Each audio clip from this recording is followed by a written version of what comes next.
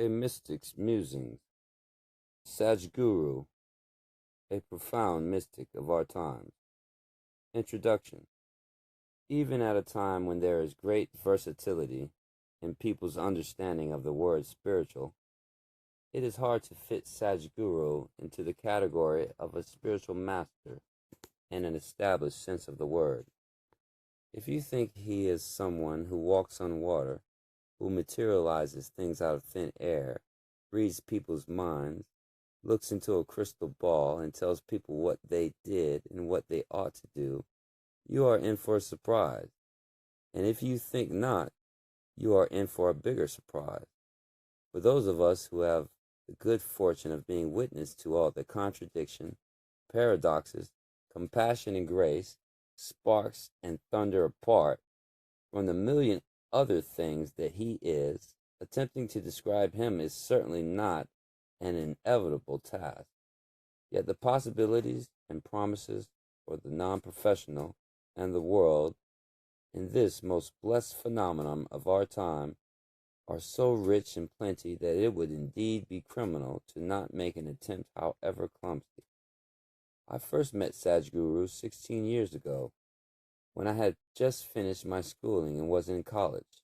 A particular teacher in my school had enthralled us to seek a spiritual master, actually the more sacred version of it, a guru, and to be initiated by him, like he himself was. My imagination, fired by books like the autobiography of a yogi and other similar works, led me to yearn for a similar esoteric opportunity. For a couple of years, the picture of sagely being with a long flowing gray beard sitting under a banyan tree and teleporting a handful of disciples into the other worlds was deeply imprinted in me. So when I first met this clean-shaven, blue jeans and t-shirt clad man speaking flawless English and riding a motorcycle as Sadhguru was in those days, I did not in the least think that I had met the guru. However, the 40 minutes that I had spent in his introductory talk temporarily distracted me from the sage under the tree and made me look forward to his teachings and practices with the hope that it would help my nearsightedness in my studies, my most pressing problems then. As years passed, and I got to spend a little more time with this person, unknown to me, bit by bit, little things in me began to align and orient themselves to seek the higher realms of knowing and living and not settle for the mundane and the mediocre. Even since then, in scarcely detectable ways, undeterred by my own undoings, Sadhguru's grace and unseen hands continued to transform my life, taking me beyond my limitations to a destination unknown and undreamt of. To find a real guru, a true guru, or the best guru, is the most common quest for the seeker, especially in this culture, where the spectrum of spirituality spans from the devout to the atheist, from the pious to the agoras, to the gory and the unsightly, from the ascetic to the emperor, from the selfless, industrious karma yogis to the academic Vedantins. Obviously, getting one's prescription right is of paramount importance. Sadhguru's response to the predicament has been, you cannot choose a guru. Deepen your longing, and the guru will choose you. A reality from his own life. Sadhguru's ways are very unorthodox, if not wild, totally devoid of conformity and other telltale marks of one who has been through the Garadi, a traditional school of physical culture. The ever-watchful guru of the Garadi carefully molds the character of the disciple before imparting the training that will empower him to untold physical powers of a guru.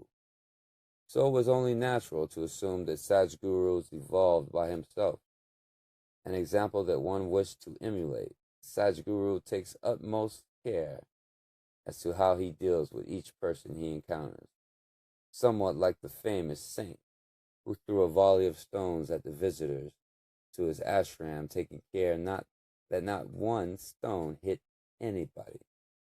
Sadhguru's abrasive ways have always fostered growth, yet being with such a person meant there was no knowing what could happen next.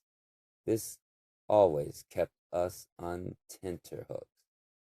So one morning, at Thas Sang, in the ashram where Sadhguru spoke for the first time about his guru who graced him 3 lifetimes ago in the Dyalinga, the reactions were mixed. For many, it was reaffirmations of their secret belief and wish of Sadhguru being connected to a sacred and ancient lineage of masters. But for clumsy novices like me, who were bumped and bounced often on this roller coaster ride with him, it was like an insurance policy. Despite his wild ways, I distinctly remember thinking, this man is actually accountable.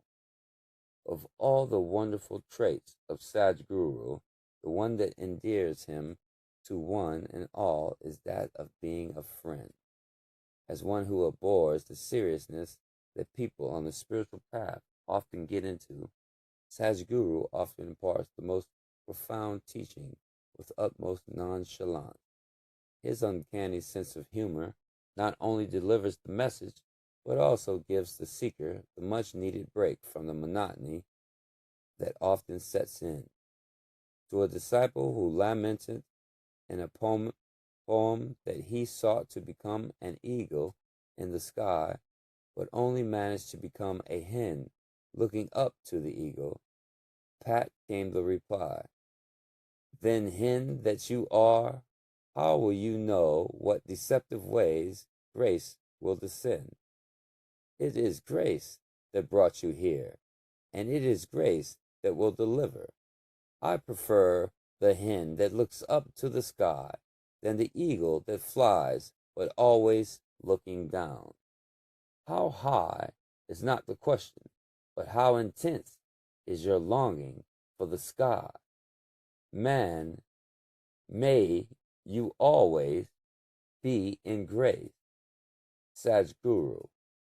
To print in the form of a book the master's words about the sacred, spoken to careful, prepared disciples, to make it available to the uninitiated and the indifferent alike is definitely a sacrilege to Isha, where live transmission of the experiences is the mantra.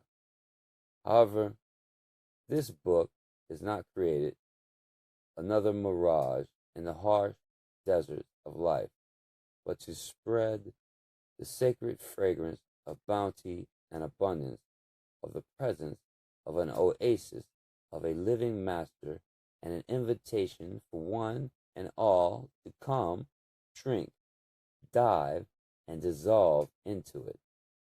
Those of us who have been blessed by being involved in making this book happen bow down in gratitude to Sadhguru for enabling us to make this priceless offering to the world. In the history of the lore, we have heard of many blessed beings who strive to enlighten the world in their own ways, some from the solitude of the mountains, some from their palaces, some from their hermitages, some in the battlefield, and some in the marketplace. Sadhguru, whose abode once was the peaks of the Veliangiri Mountains, and a symbolism that is true of his own life and work, now has descended to the foothills to inspire and infuse the seeking into the beings of the plain. At a time when we are overwhelmed by the innumerable calls all around by leaders of sorts exhorting the masses to follow them, these verses from a poem by Sadhguru summarize what is typical of him. I was born like you. I eat like you. Sleep like you.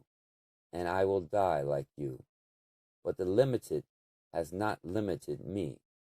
Life's bondages have not bound me, and the dance of life progresses. This space, this unboundedness has become unbearably sweet. Become love and reach out.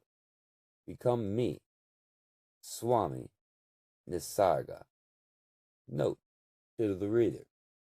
This work is a collection of the words of wisdom of the Master spoken to close disciples over a period of 10 years at various occasions and settings, covering the topics that he seldom addresses otherwise to the public.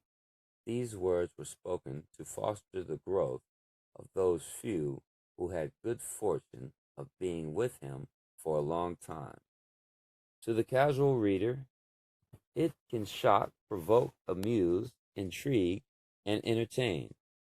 But when approached with the openness and innocence of the one who seeks, it can start a powerful process within, a journey and a pilgrimage into the very core of existence, and an effort to reproduce the words of the Master in their original form. Words and expressions from the Sanskrit and other Indian language used extensively by the Master are retained as such and described in the glossary at the end of the book. Short poems by Sadhguru adorn each chapter of the book, and Swami Nisarga writes the brief introductions that follow, as well as the afterword. In presenting this priceless work, we hope you will be able to be one with the Master and His grace. Namaste. Chapter 1. Seeker's Predicament.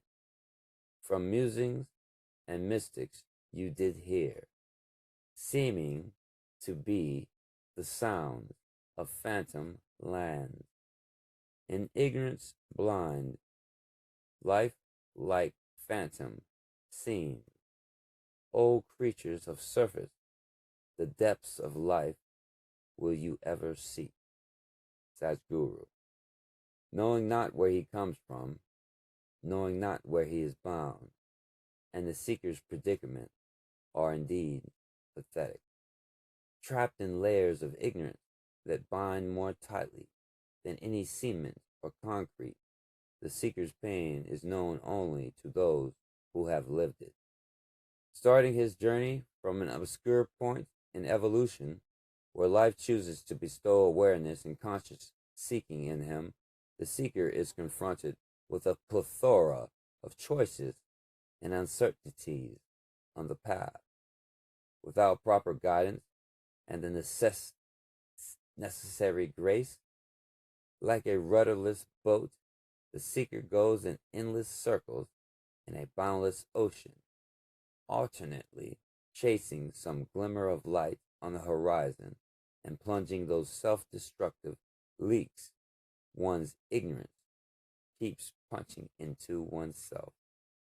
Like a solitary shepherd in the mountains, lovingly resting his flock under the moonlit skies between 2 hard days of long journey, whose course and outcome are known only to him. These interactions with the Master reflect a rare kind of intimacy, understanding, and compassion that springs from the Master's deep urge to share and deliver. He knows that the kindness, the insights, and the wisdom which he so generously shares soothe the bruises and the wounds of the day, and firm up the resolve of the flock to walk with him one more day.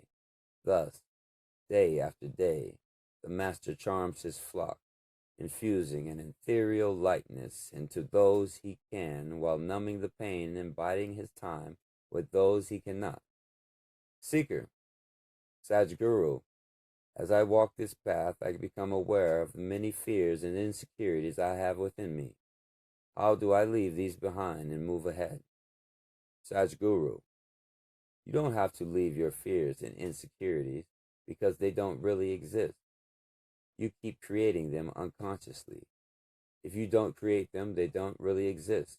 Why you create them and how to stop creating them That's your question. The fundamental reason why fear has arisen in you is one way of looking at it is in this vast existence of which you don't know the beginning or the end, you're just a little human being. Being the small entity that you are right now, naturally fear is there. It's overwhelming. There is fear and insecurity about what will happen to you. As long as you're identified as a physical body, as long as your experience of life is limited to your physical and mental faculties, fear and insecurity are inevitable. It's just that different people may be at different levels of fear and insecurity. Today, if your life is happening well, you might have forgotten your insecurity. Tomorrow, if your life is turned upside down, you will be reminded of because it's always within you. Only when a person begins to experience himself beyond the limitations of his physical body and mind, then this person can become free from insecurity and fear. Experiencing yourself beyond the physical is what we're referring to as spiritual. When I say spiritual, don't think it is about going to a temple. Don't think it is about praying for this or that.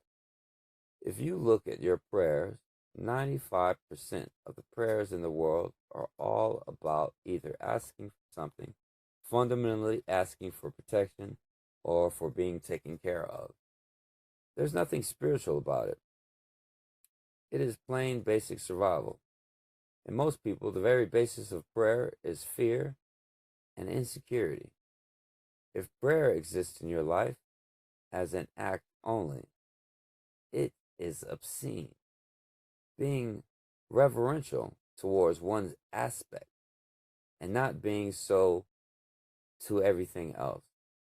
If you become prayerful, that's wonderful. And if you're using an act of prayer towards becoming that quality, that's fine. Now, if you're routing your survival through the heavens, that's very stupid.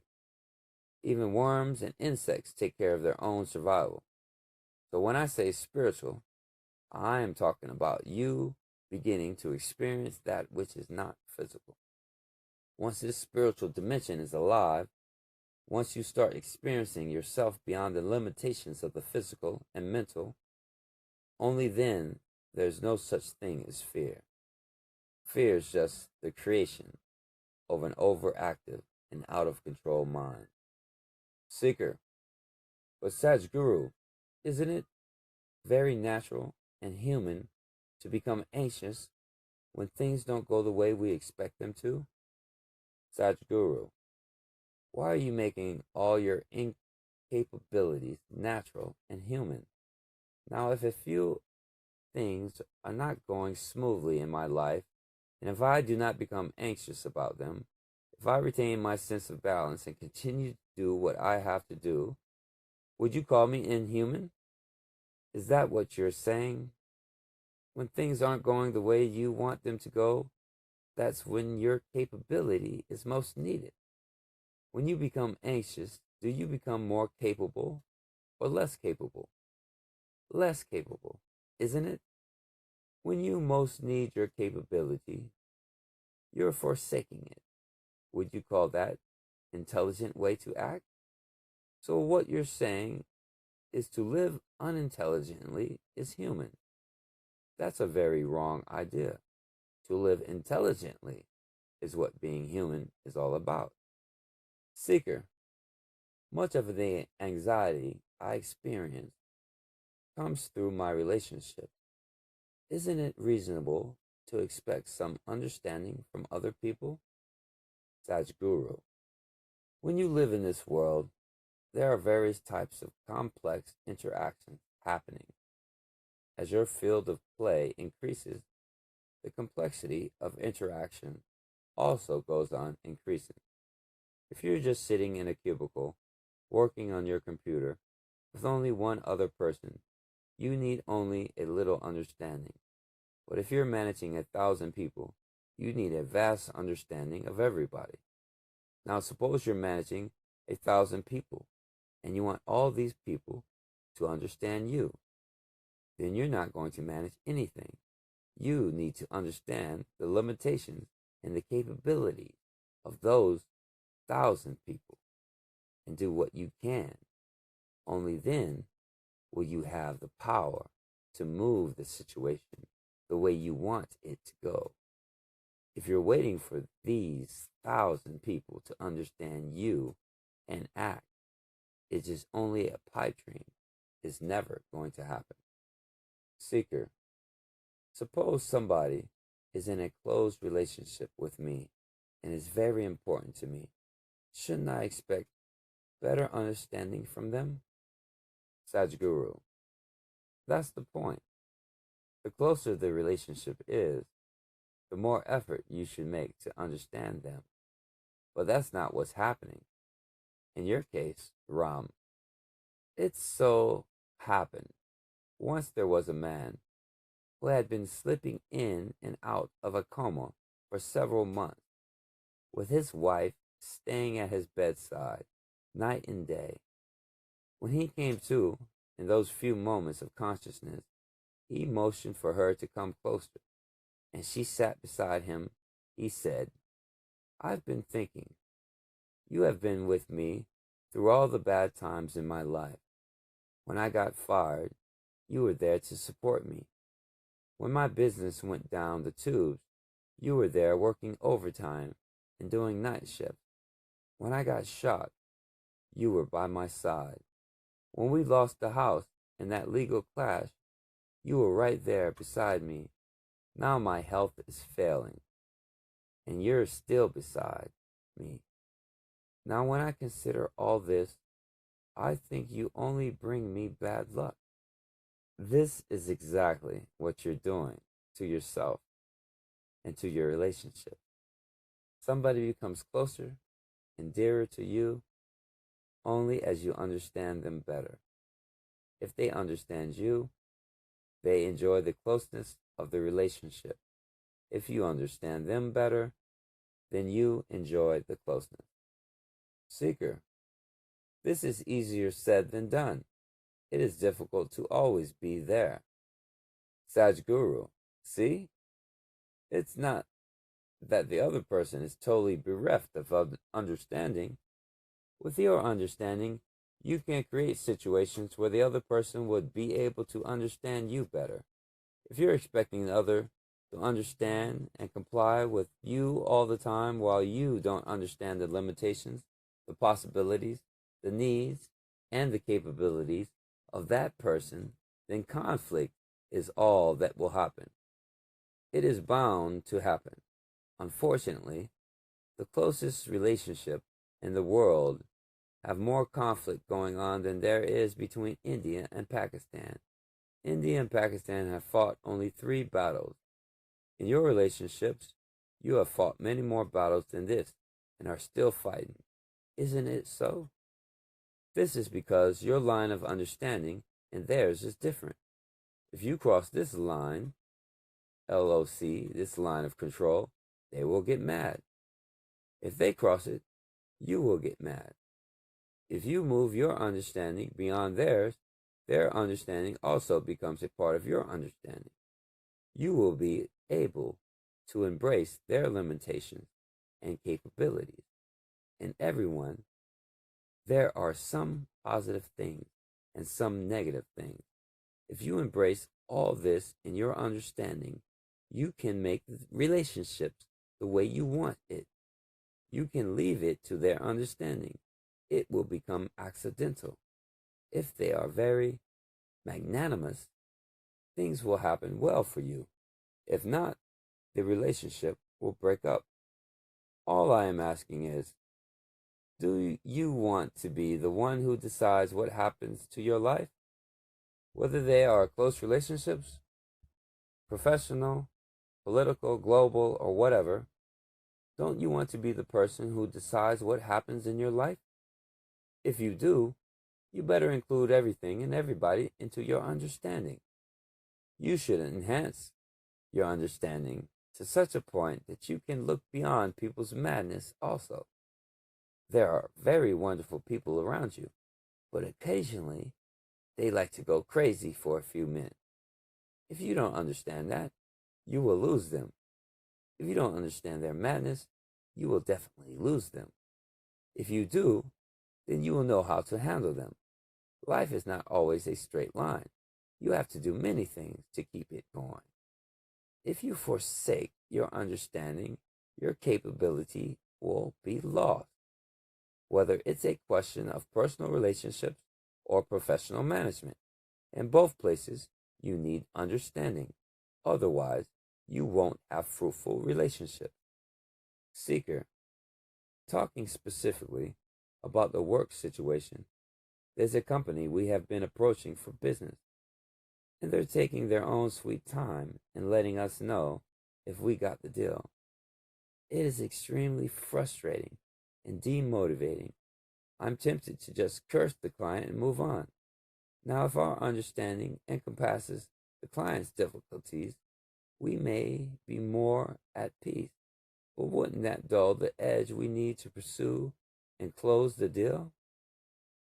Sadhguru, if you really want the best deals in life, don't try to make deals. You must be in such a way that your client should fall in love with you every way. This is not a trick. The deal will happen if it is necessary. It won't happen if it's not. The deal is for both people as well, so it must be needed by both of you.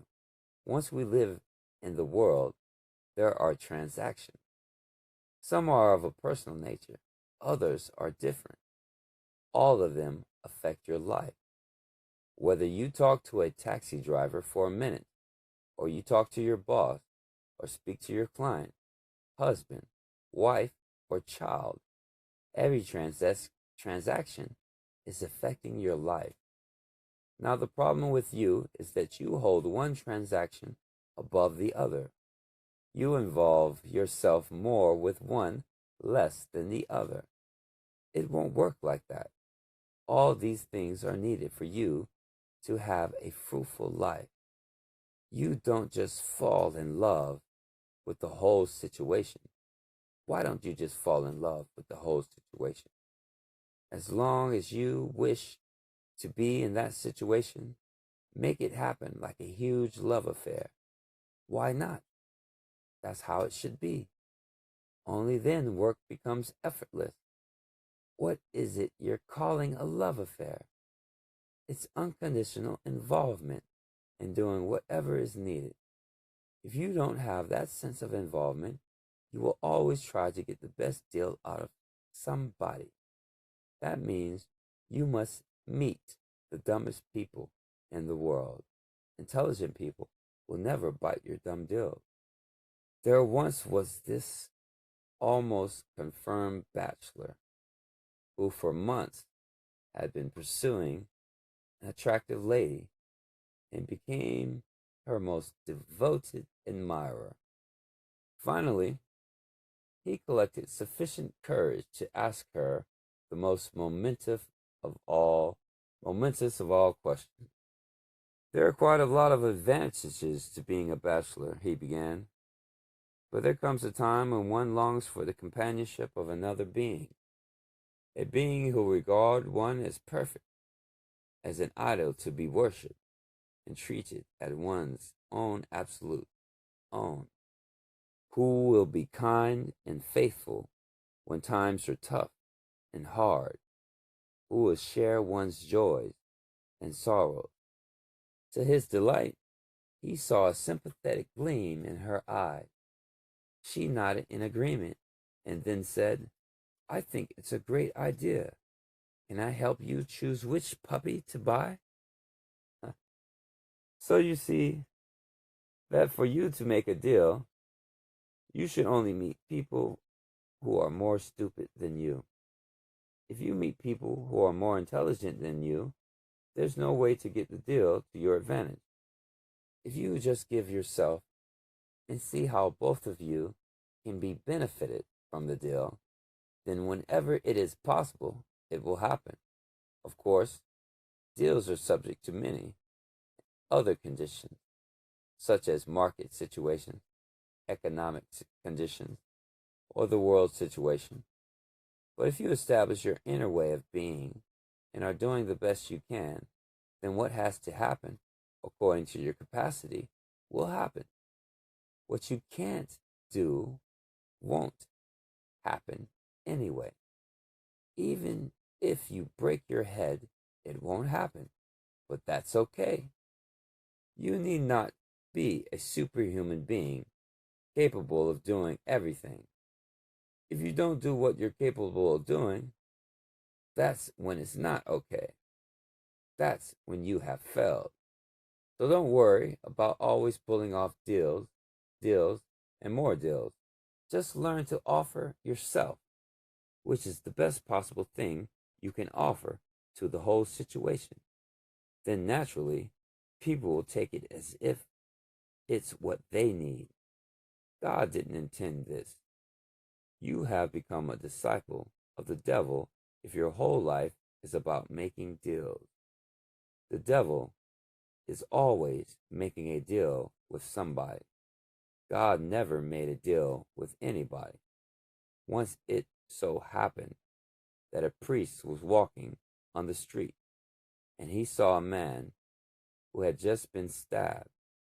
The man was lying face down on the street, struggling for breath and writhing in pain. The priest had always been taught that compassion was for the highest thing. Love is the way, and all that stuff. Naturally, he ran to the man. He turned him over and saw it was the devil himself. He was shocked, horrified, and quickly backed away. The devil begged him, "Please take me to the hospital. Do something." The priest hesitated and thought, "Why should I save you?" "The devil, you're against God. Why should I save you? You should die." The whole priesthood is about somehow banishing the devil, and it looks like somebody has almost done a good job of it. I'll just let you die. The devil said, "Don't do this. Jesus told you to love thy enemy, and you know I am your enemy. You must love me." Then the priest said, "I know the devil always quotes the scriptures. I'm not going to fall for that." So the devil said, "Don't be a fool. If I die, who will come to church? Who will seek God? Then what will happen to you? Okay, you won't listen to the scriptures. But now I'm talking business. You better listen." The priest understood that this was true. With no devil, who would come to church? This made business sense. He immediately put the devil on his shoulders and took him to the hospital. So don't go about making deals for selfish reasons. Maybe you haven't attained to your full divine nature, but at least in this case, let us imitate God for a while. God doesn't make deals. Deals will be offered to you in so many ways. In a way, everybody is just a businessman. Everybody is trying to pull off some deal. Some in the marketplace, another maybe at home, another maybe in the temple, and a few maybe with their spiritual process.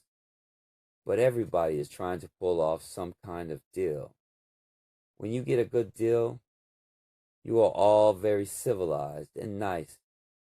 But if a deal goes bad, you will yell and scream, and priorities in life will change. Deals may sometimes boomerang in your face. One day, Shankaran Palala's barn burned down. Shankaran Palai, feeling dejected and deflated, refused his lunch and set off for the bar to drown his misery. His wife, taking things into her own hands, called the insurance company and boomed into the phone. "We had that barn insured for 5 lakh rupees, and I want my money now. My husband is so upset he's missed his meals." The agent replied, "Hey, Miss Palai, hold on a minute. Insurance doesn't work quite like that. We will need to ascertain the value of what was in the barn and provide you with objects of comparable worth. There was a long pause before Miss Pillai very gravely replied, "Then I'd like to cancel my husband's life insurance." Seeker: "Oh my God, Sadhguru, who wants something of comparable worth, especially a husband of all things?" Wouldn't you agree, Joyce? There's something called vasanas. Do you know what vasana means? They are certain old qualities and flavors within you. However much you may try to pretend that you're a very nice and loving person, when deals are offered, suddenly old vasanas will take control of you. There's an urge to bite the deal. That's why on the spiritual path, we talk about setting a goal. If you set a goal for yourself, you don't bite any deals on the side, and you don't go off the path. The goal itself doesn't take you anywhere. In fact, it's a barrier. It has to be dropped somewhere in the process of growth. The goal is only there to ensure that you don't make any more deals. It's not there to get you bound. It's there to release you from the temptation of deals.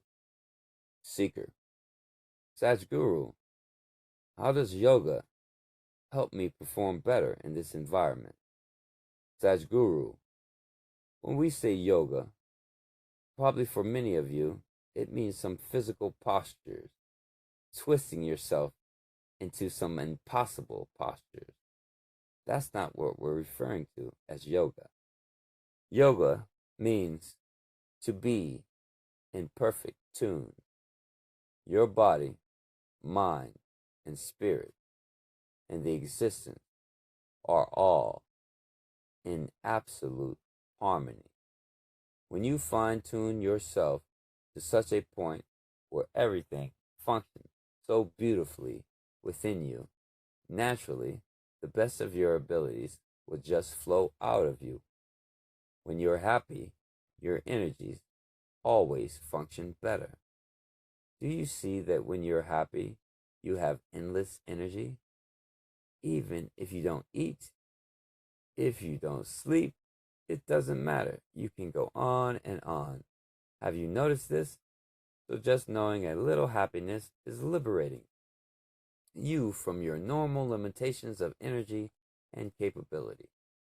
Now, yoga is the science of activating your inner energies in such a way that your body, mind, and emotions function at their highest peak. If I don't sleep for 2 days, you won't notice any difference in me. I can still have a full day of activity.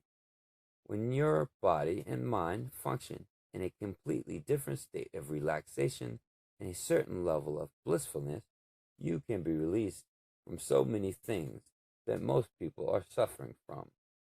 Right now, you come and sit in your office and you have a nagging headache. Your headache isn't a major disease, but it takes away your whole capability for that day. Just that throbbing takes away everything. With the practice of yoga, your body and mind will be kept at their highest possible peak. There are also other dimensions to it. When you activate your energies, you can function in a different way. As you're sitting here right now, you consider yourself to be a person. You're identified with many things, and what you call as me is just a certain amount of energy. Do you know, modern science is telling you that the whole existence is just energy manifesting itself in different ways. If this is so, then you're also just a little bit of energy functioning in a particular way. As far as science is concerned, this same energy, which you call myself, can be here as a rock, lie there as mud, stand up as a tree, bark as a dog, or sit here as you. Everything is the same energy, but functioning at different levels of capability. Similarly, among human beings, though we're all made of the same energy, we still don't function at the same level of capability. What you call capability or talent, what you call ability to do things in the world, your creativity, is just a certain way your energy functions. This energy, in one plant, it functions to create rose flowers. In another plant, it functions to create jasmine. But it's all the same energy manifesting itself. If you gain a little bit of mastery over your own energies, you will see things that you never imagined possible. You will do simply and naturally. This is the experience of any number of people who have started doing these practices. It's the inner technology of creating situations the way you want them, with the same mud that we build such huge buildings. Initially, people were building little huts. They thought that's all they could do with it. With the same earth, haven't we built computers? What you call a computer is dug out of the earth. Do you understand what I am saying? We thought we could only make mud and make pots or bricks out of it. Now we dig the earth and make computers, cars, and even spacecraft out of it. It's the same energy. We have just started using it for higher and higher possibilities. Similarly, our inner energies are like that. There is a whole technology as to how to use this energy for higher possibilities. Every human being must explore and know this. Otherwise, life becomes very limited and accidental. You get to do only what you're exposed to. Once you start activating your inner energies, your capabilities happen in a different sphere altogether. Seeker, master, there are so many different kinds of yoga. How do I know which type of yoga is best for me? Sadhguru, right now, the only things which are in your experience are your body, your mind, and your emotions. You know them to some extent, and you can infer that if these things, three things, have to happen the way they are happening, there must be an energy that makes them happen, isn't it? Without energy, all this can't be happening. Some of you might have experienced it. Others can easily infer that for these three things to function, there must be an energy behind them. For example, this microphone is amplifying the sound of my voice. Even if you don't know anything about the microphone, you can infer that there's a source that powers it. So there are only four realities in your life: body, mind, emotion, and energy. These are the only four realities. So whatever you wish to do with yourself, it must be on these four levels. Whatever you wish to do, you can only do it with your body, your mind, your emotions, or your energy. If you use your emotions to try to reach the ultimate, we call this Bhakti Yoga. That means the path of devotion. If you use your intelligence and try to reach the ultimate, we call this Jnana Yoga. That means the path of intelligence. If you use your body or physical action to reach the ultimate, we call this Karma Yoga. That means the path of action. Now, if you transform your energies and try to reach the ultimate, we call this Kriya Yoga. That means internal action. These are the only four ways you can get somewhere, either through karma, jnana, bhakti, or kriya, body, mind, emotion, or energy. These are the only four ways you can work with yourself. No, no, no, no. I am on the path of faith. I don't need to do anything else. Is there anybody here who is only head, no heart, hands, or energy? Is there anybody here who is only heart, not the other thing? You're a combination of these four things, isn't it? It's just that in one person, the heart may be dominant, in another person, the head may be dominant, and yet another person, the hands may be dominant, but everybody is a combination of these four. So, you need a combination of these four. It's just that. Only if it's mixed in the right way for you, it works best for you. What we give for one person, if it's given to you, may not work well for you because that person is so much heart and this much head. Only when it's mixed in the right proportion, it works for you. That's why on the spiritual path, there's so much stress on the live guru. He mixes the cocktail right for you. Otherwise, there's no punch. There is a wonderful story in the yogic lore. One day, one jnana yoga, one bhakti yogi, one karma yogi, one kriya yogi were walking together. Usually, these four people can never be together because jnana yogi has total disdain for every other yogi. It is the yoga of intelligence. Normally, an intelligent person, a thinking person, has complete disdain for everybody else. A bhakti yogi, full of emotion and love, thinks all this jnana, karma, and kriya yoga is just a waste of time. Just love God, and it will happen. The karma yogi thinks that everybody is lazy and that they have all kinds of fancy philosophies.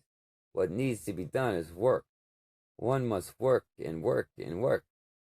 The kriya yogi just laughs at everything. The whole existence is energy. If you don't transform your energy, whether you long for God or you long for anything, nothing is going to happen. So they can't be together. But today, they were walking together. Then it started to rain.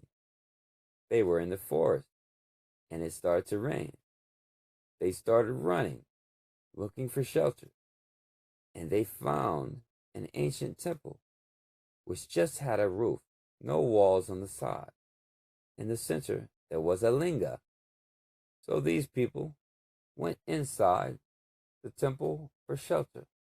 The storm became more and more furious, and it started blowing in torrents. The fury of the storm was getting into the temple, so they went closer and closer to the linga and closer. There was no other way to be because it was just blasting them from all sides. Then it became very furious. There was no other place. The only way they could get some protection was for all four to hug the linga. Suddenly, they felt something enormous happening. A huge presence. A fifth presence was there. Then all of them said, "Why now? For so many years we have pursued you and nothing happened. Why now?" Then Shiva said, "At last, the four of you got together. I've been waiting for this to happen for a long time. Seeker. How does one always remain young in spirit, Master? Life somehow seems to be catching up with me. Guru. A seeker is always young. Whatever the physical age of the body, it doesn't matter. You have to be eternally young. The day you become old, it's over. Anyway, how can you become old in spirit? Only by carrying the past, isn't it? If you carry 60 years of burden with you, you're 60 years old. If you don't carry anything, you're like a newborn. The physical body may develop limitations, but the way you are has no limitation. It simply has no limitation. You are this many years old, or that many years old, or simply because you carry that many years of garbage with you. And this whole thing about celebrating birthdays and remembering that you're that old is making sure that you fix milestones. I used to have a farmhand working for me, a very simple chap. His innocence was most touching. He was nearly 50 years old. If you would ask him his age, he would say maybe I'm 20, 25. He had no sense of years. He didn't know. When the rain come, he would plow, and then he would throw the seed. When the food came, he would eat. Life went on like this for him, and he didn't know his age. Maybe he was unintelligent. But when an intelligent person lives like this, he becomes a sage. He was a saint, not knowing, not carrying the burden of the past, moment to moment, just seeing the weight of the load you're carrying. Your faith has become squeezed up. The burden is evident. It's there and it shows.